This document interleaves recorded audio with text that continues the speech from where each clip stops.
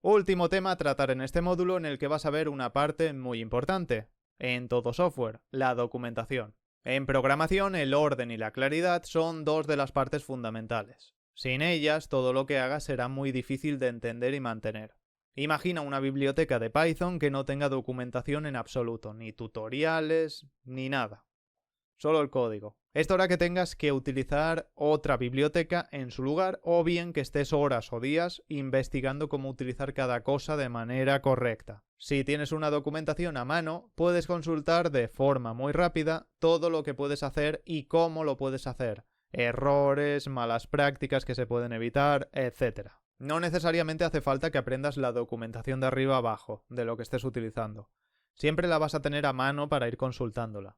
Si bien podemos decir que cuando estamos comentando también estamos documentando en cierto modo, hay que distinguir bien cada cosa. Los comentarios son pequeñas anotaciones en el código fuente, que son ignorados por el intérprete de Python. Yo creo que hasta ahí todos sabéis. Estas anotaciones sirven para dar una ayuda rápida de cosas sencillas, anotaciones que vamos a consultar normalmente antes de ir a la referencia de la documentación. En cambio, la documentación es una descripción detallada del software. Puede llevar mucha información de gran utilidad. Cosas como requisitos, cómo está diseñado el software, cómo utilizar cada una de sus herramientas, etc.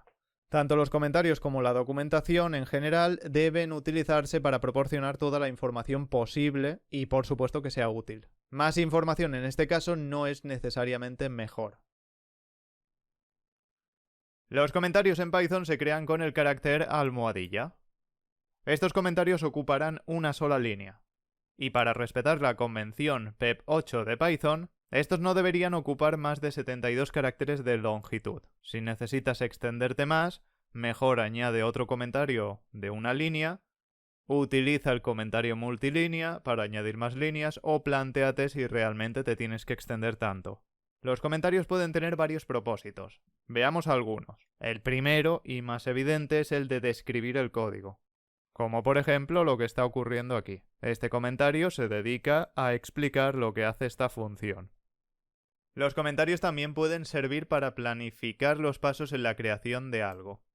Por ejemplo, así. Podríamos definir primero los pasos y después ir completando. O dejar ciertas tareas para otra persona así preparadas para que las acabe de construir. Los comentarios también se pueden utilizar para etiquetado. Quizás hayas visto en algunas ocasiones palabras en los comentarios. Palabras como to do. Así, todo junto. Estas etiquetas se pueden utilizar para explicar el código, marcar errores, tareas pendientes, etc. Son palabras que funcionan como convención, no son palabras clave ni nada parecido, aunque aquí me lo haya coloreado de otra forma. Un ejemplo con esta etiqueta concreta sería la siguiente, que podemos traducir al español como para hacer o pendiente, y aquí le ponemos la tarea que queda pendiente. Hay muchas etiquetas de este tipo, por ejemplo, fallo. Esta se utilizaría para explicar un fallo. Concretamente este bucle no lo tengo completo, este no es el fallo. Y lo que se dice por aquí es que este bucle genera mal los resultados cuando se usan valores negativos. Y este fallo estaría ocurriendo dentro de este hipotético bucle. Pues ahí indicaríamos que la persona encargada de ello tendría que reparar este fallo. Y vería muy bien ahí que hay un bug para solucionar. Después tenemos la etiqueta fixMe.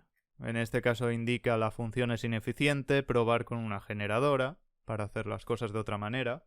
Esta etiqueta se utiliza para áreas de código problemático, código mal hecho, etc. Cosas que necesitan una revisión, mejorar algo. Normalmente no implican errores como los del ejemplo anterior. Más bien sirven para indicar cosas que hay que mejorar. Estas etiquetas se utilizan mucho con los nombres de integrantes del equipo. Así indicamos si el comentario va para alguien en concreto. Lo haríamos, por ejemplo, así. Pondríamos bug y el nombre de la persona que tiene que reparar el problema, o a cuál le estamos indicando el mensaje. Con esto le indicamos a una supuesta Ana que hemos encontrado un fallo que tiene que encargarse de revisar, y le especificamos cuál es. Desde la versión 3.5 de Python hay una forma explícita de mostrar un comentario especial que indique el tipo de dato de retorno. Realmente no es un comentario estrictamente hablando, pero cumple su función de la misma manera, básicamente. Estoy hablando del operador flecha, o indicador de tipo de retorno, que se escribe así, guión y símbolo mayor que. En mi caso tengo las ligaduras activadas, pero si no, lo verás así, pero junto.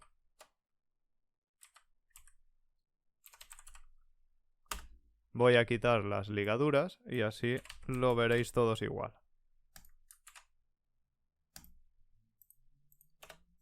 Ahí está. Se va a ver de esta forma, el operador flecha.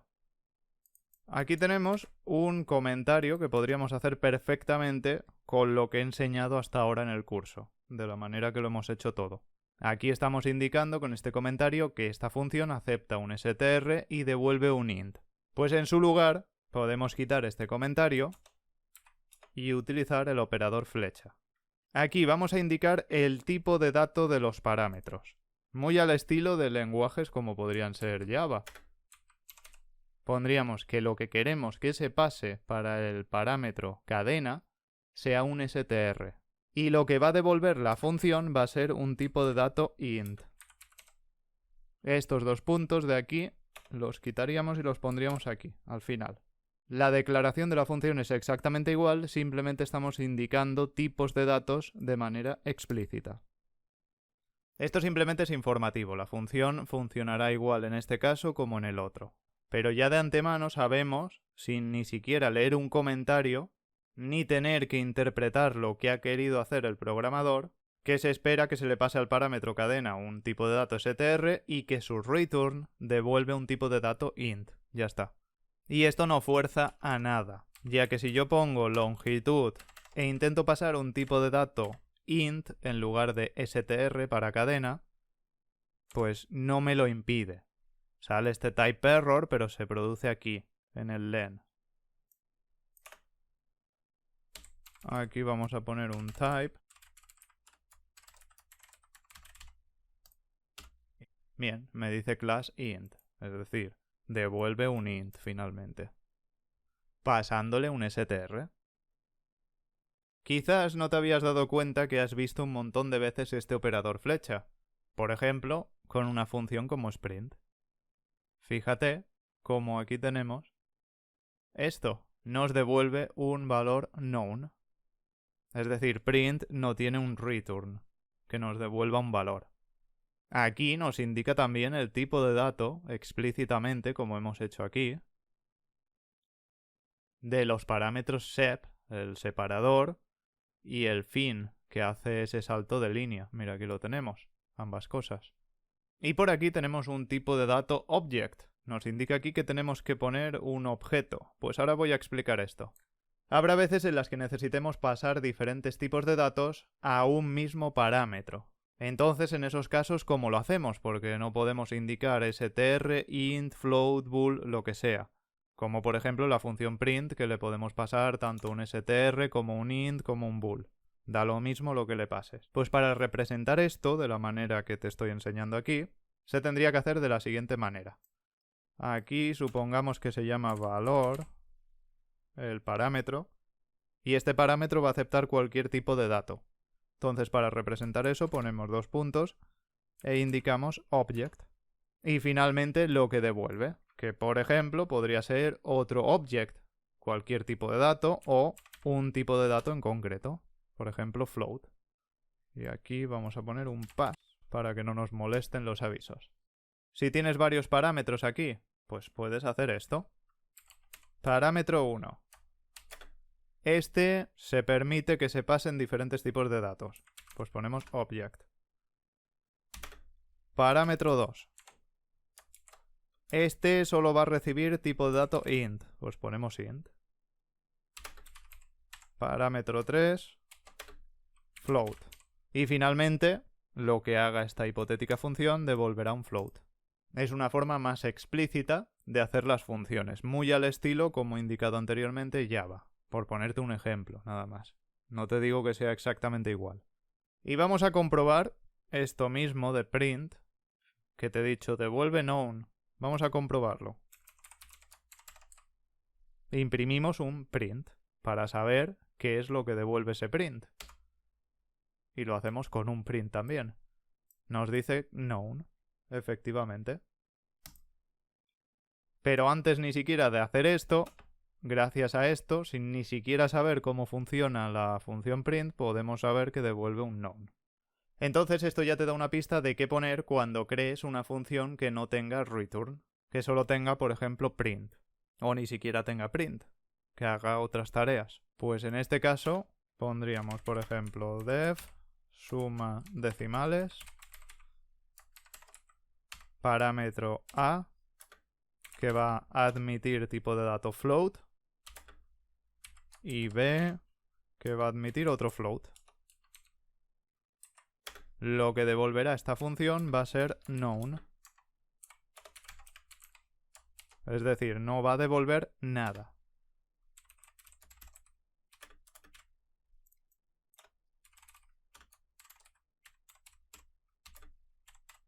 Y podemos hacer la comprobación, aunque ya lo sabéis. Pero bueno, si lo queréis hacer, podéis imprimir la llamada. Y ahí os sale el resultado y luego ese known, que es lo que devuelve. Nada.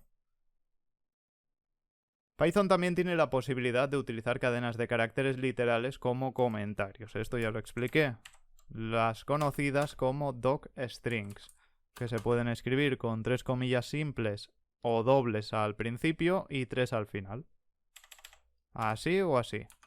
Y aquí vamos a poner comentarios de varias líneas. El término docstrings es una conjunción de 2 palabras. Doc es la abreviatura de documentation y luego tenemos string. Esto lo podemos traducir al español como cadena de caracteres de documentación. Por eso tienen ese nombre, docstrings. Este tipo de comentario se puede utilizar para escribir varias líneas sin más, una explicación extensa de algo, pero normalmente se enfoca a nivel de módulo, a nivel de clase, de método, función, etc. Por ejemplo, empezamos aquí un nuevo módulo en este archivo y explicamos para qué va a servir el módulo y todos los detalles que consideremos. Por eso habrás visto muchas veces, con módulos de otras personas, que tienen por aquí arriba un docstring bastante largo, con muchas explicaciones. Pues te está explicando todo lo que cree necesario sobre ese módulo.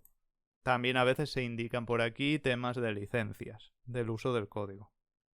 También tenemos una función predefinida de Python llamada help, ayuda. Vamos a abrir la consola, pondremos Python para ejecutar el intérprete en modo interactivo y aquí, con estos 3 símbolos, con este prompt, podemos escribir código Python directamente y ejecutarlo.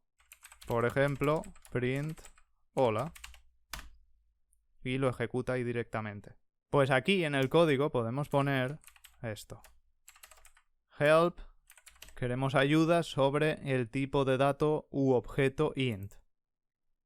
Pues aquí vamos a quitar esto y nos da este tipo de ayuda por la consola. Bien, esto lo podemos hacer en el modo interactivo, cuando necesitemos en cualquier momento algo de ayuda rápida.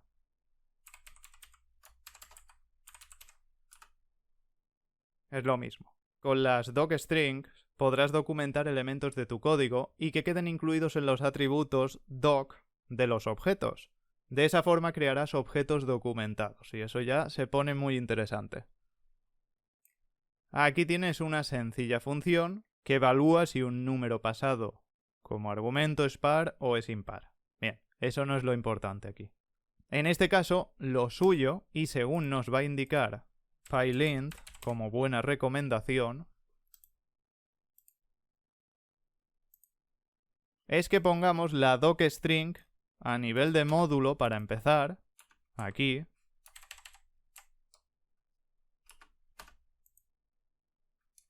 y que pongamos la docstring de la función o método, par-impar. Esto se tiene que hacer realmente como recomendación con todas las funciones o métodos, con todos los módulos, con todas las clases. Y aquí lo que podríamos poner es algo como esto.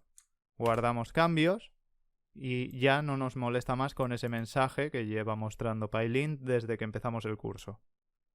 Aquí me dice que esta docstring está vacía. Le ponemos cualquier cosa y ya desaparece.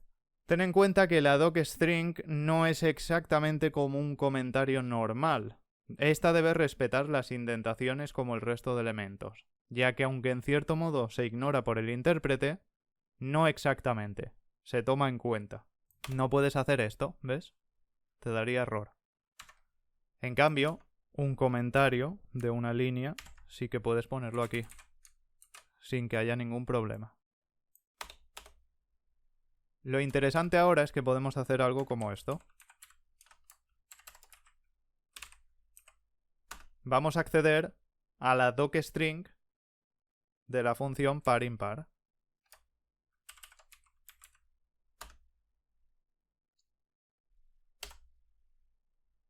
Aquí lo que nos aparece es ayuda de la función par-impar, nos dice el nombre del módulo en el que está dicha función, en este caso es main porque se está ejecutando en el propio módulo. Luego nos dice qué función es, con qué parámetros y la docstring. ¿Qué pones docstrings para módulos, por ejemplo? Pues desde otros módulos perfectamente podrás acceder y leer dicha ayuda. Y así lo tienes todo perfectamente documentado. Básicamente estos serían los tipos. Docstring a nivel de módulo, docstring de la propia clase, docstring de un método y docstring de una función. Creo que ya lo expliqué, pero por si alguien no se acuerda. Fíjate que tenemos elementos vacíos como esta clase, este método o esta función. No llevan ni siquiera pass y no están dando ningún error. Podemos ejecutar sin problema. Esto quiere decir que si documentamos los elementos, desde un principio no necesitamos utilizar ese pass para dejar el bloque vacío. Lo podemos hacer de ambas formas. Entonces, cuando estamos creando una estructura de un módulo, por ejemplo, podemos definir muy bien lo que va a hacer cada clase, cada método, colocarlo todo y después ya vamos añadiendo el código o dejamos esas notas informativas de tareas pendientes para hacer, todo lo que vayas necesitando a partir de ahora.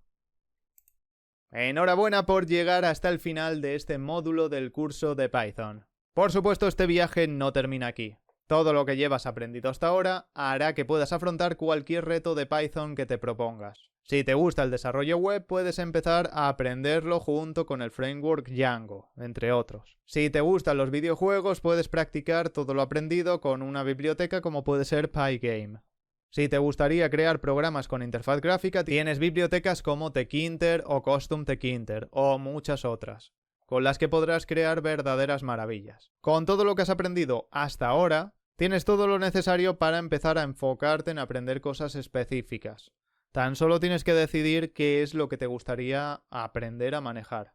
Utiliza todos tus nuevos conocimientos y verás lo fácil que son muchas de las cosas que quizás te parecían antes inalcanzables. También te recomiendo que empieces a practicar en comunidades de desarrolladores de Python. Hay muchos foros y grupos en línea donde podrás hacer preguntas, aprender de otros desarrolladores y compartir tus propios proyectos. Además, te recomendaría que empieces a hacer pequeños proyectos, que aunque sean cosas que quizás no vayas a poder comercializar, te van a dar una buena práctica porque vas a necesitar ir superándote para crear aquello que te propongas. La práctica es la mejor manera de aprender y progresar en programación. No te desanimes nunca. Al principio, aprender a programar es difícil, necesitas constancia, perseverancia y al final vas a ir consiguiéndolo todo. Buena suerte en todo lo que hagas a partir de ahora. Si quieres seguir aprendiendo más conmigo, te espero en la siguiente parte del curso, la cual empezará muy pronto. Y por supuesto agradecería mucho que me dejaseis vuestras sugerencias con nuevos temas que queráis aprender, ya temas totalmente específicos de Python. Nada más que añadir, nos vemos en la siguiente entrega de la colección. ¡Hasta la próxima! Espero que te haya gustado este capítulo. Si es así, apóyalo como puedas para que siga subiendo mucho más contenido. Nos vemos muy pronto con el siguiente capítulo. ¡Hasta la próxima!